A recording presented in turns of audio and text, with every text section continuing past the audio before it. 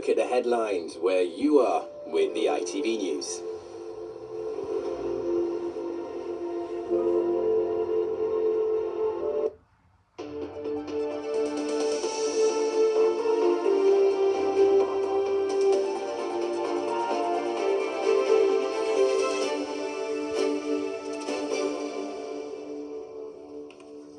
Hello, good evening. Officers are asking anyone who witnessed a suspected assault in Newcastle to get in touch.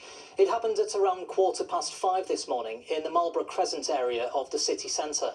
The incident left a man with serious injuries to his head and arm, and he remains in hospital. 15 members of a mountain rescue team in Northumberland worked for almost 10 hours to rescue 2 experienced walkers in Kielder this week. The walkers were well equipped and had made their way from the Kielder Stone onto Peel Fell when one of them developed a serious medical issue. Mountain rescue, paramedics and police attended on Thursday evening, and one of the walkers was taken to hospital. A County Durham woman who lost her son in a one-punch attack is urging people to think about the long-term consequences of their actions. Maxine Thompson-Curl's son Christian died in 2011. And since then, she's devoted her life to stop it happening to other people. Katie Cole has this report. Christian Thompson's mum describes Christmas time as empty. The 19-year-old died of a brain injury 9 months after being punched in the head on a night out in concert.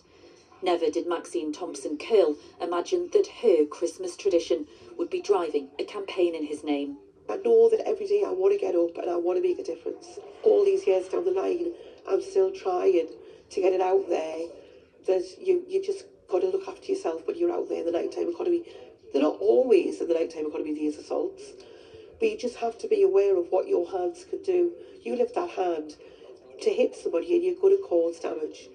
The campaign is in its 12th year and supported by our region's police forces. They can see a rise in violence at this time of year.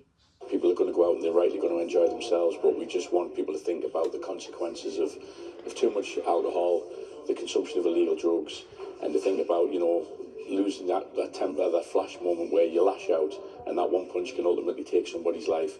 And on top of that, it can not only ruin your life, but the life of the person you've assaulted, as well as a massive number of people who surround friends and families on both sides. So it's just about that key message, really, so that people think before they act. Northumbria Police are committed to tackling violent crime, but what we do need is for people to play their part in thinking about their actions ahead of time. What I would ask is for parents of young people who are just going out to begin socialising to have conversations ahead of time around their behaviours.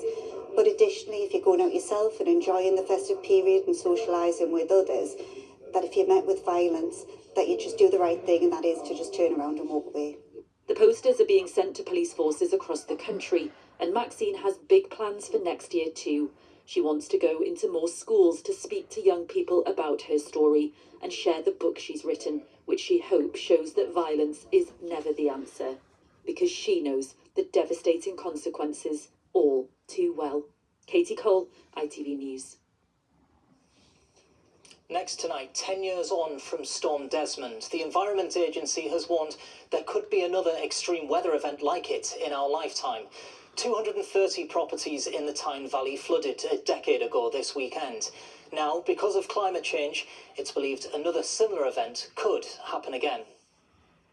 We've invested money at Corbridge and at Hayden Bridge to repair and to reinforce those defences to make sure that they can operate as required during a storm event. We also have a maintenance programme where we're looking at where we may need to remove vegetation if possible, or to maintain our flood banks, etc., so they operate correctly. And finally this evening, almost 200 pianists are taking part in an attempt to break a Guinness World Record in Sunderland today.